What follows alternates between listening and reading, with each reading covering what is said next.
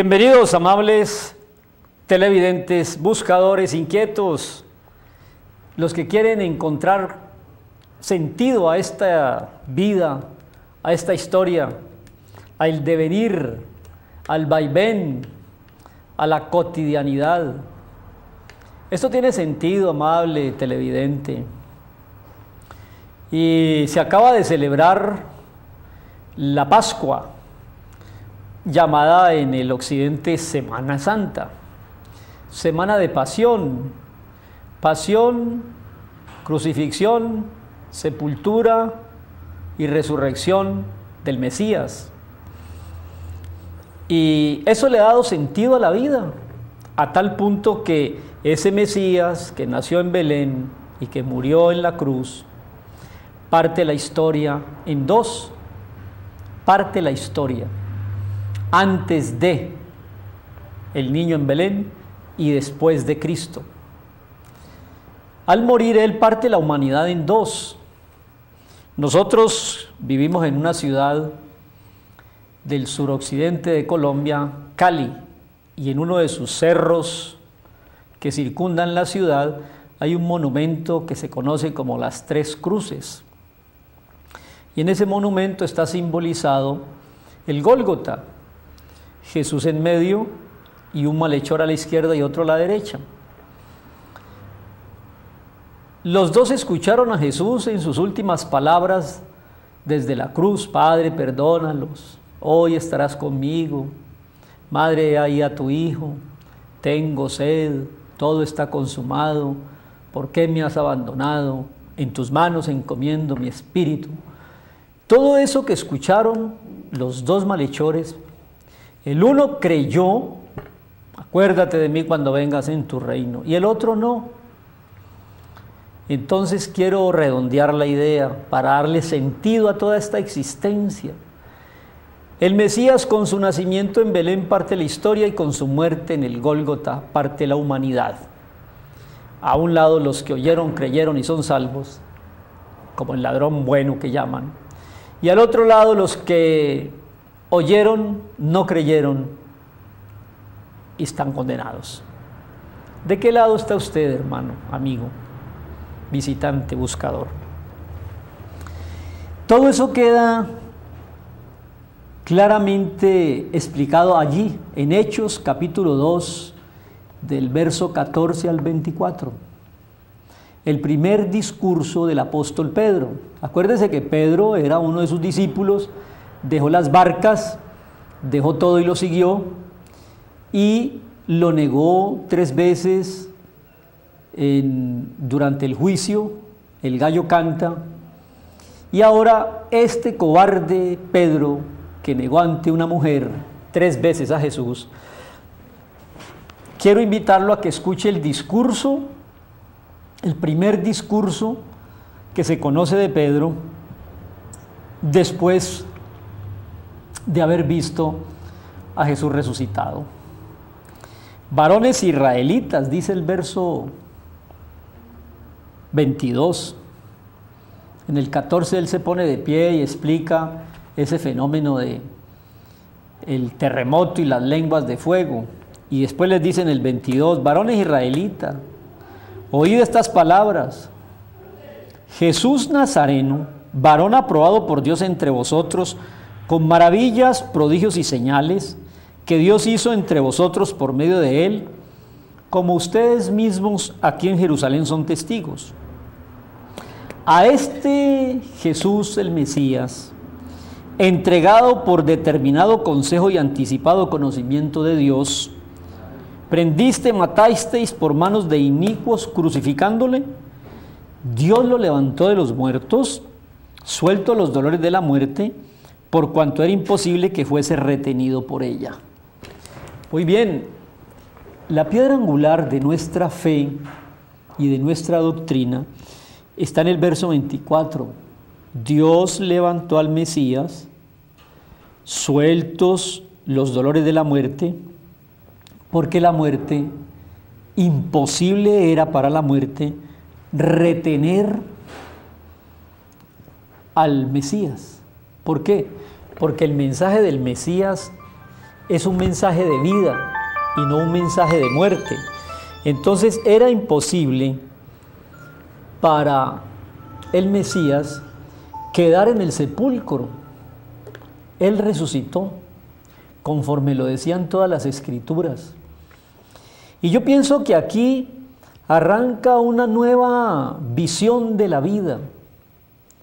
Sin Jesús, la visión de la vida es muy triste, porque el paso final es la muerte. Pero con una vista puesta en Jesús, la muerte es el principio de la vida eterna. Solemos decir en los funerales que quien encontró muerte en la vida, encontrará vida en la muerte.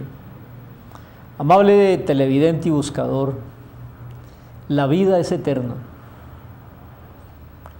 Jesús venció al último enemigo, el gran enemigo que es la muerte. Pablo, hablando de este acontecimiento maravilloso, hace preguntas desafiantes. ¿Dónde está, oh muerte, tu aguijón? ¿Dónde está, oh sepulcro, tu victoria? Sorbida ha sido la muerte por la resurrección. De modo que todo aquel que haya puesto su confianza en el Mesías muriendo por el pecado, resucitará a una vida eterna con él. Si así no fuera, no tendría sentido la Biblia, ni la vida, ni la predicación. Si eso no existiera, la vida después de esta y la resurrección, vana es la fe, tonta es la predicación. Si no existiera el más allá, que Jesús fue el que inauguró con su resurrección esa nueva etapa, entonces seríamos nosotros los que predicamos a Cristo y la resurrección los más dignos de lástima, los más ingenuos, estaríamos engañados. Pero no, amable televidente, en el primer discurso de Pedro, allí en Hechos capítulo 2 del 14 al 24, Pedro claramente dice: Jesús Nazareno, varón aprobado por Dios, vivió haciendo maravillas, prodigios y señales. Pues a este mismo que lo crucificaron el Imperio Romano, asusado por los religiosos de la época, escribas y fariseos, ese mismo Dios lo levantó de entre los muertos, suelto los dolores de la muerte, y vive por siempre, por los siglos de los siglos. Esta primera reflexión de Pascua, Pascua de Resurrección, tiene un sentido maravilloso para usted, buscador amable, y el sentido es el siguiente: sin Jesús no hay perdón, y sin perdón no hay vida eterna. Pero digámoslo de otra manera, con Jesús es el único que muriendo produce perdón y te lo quiere entregar para que tú, al creer en lo que Él hizo a nuestro favor, tengamos nosotros vida eterna.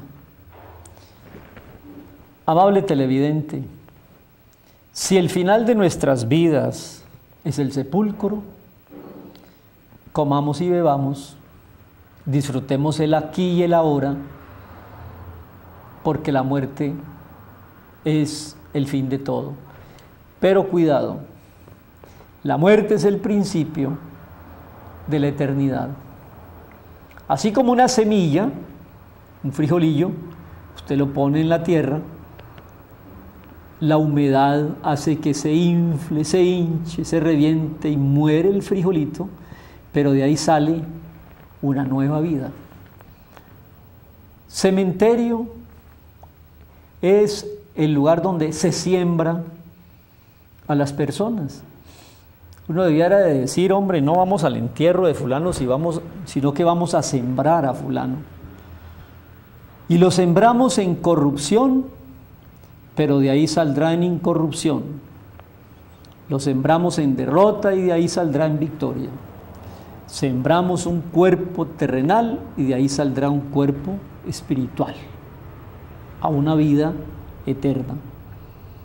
Amable televidente, buscador, si usted ha confiado en Jesús, el cual Dios lo levantó de los muertos, soltando los dolores de la muerte, porque la muerte era imposible que lo retuviera, todo aquel que en él cree tiene vida eterna.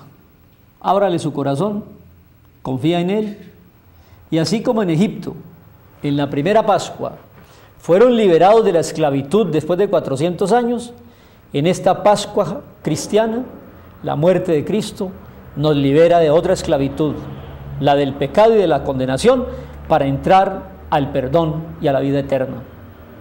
Si usted cree en Jesús, el Mesías, que murió por usted y resucitó, le puedo decir, felices Pascuas.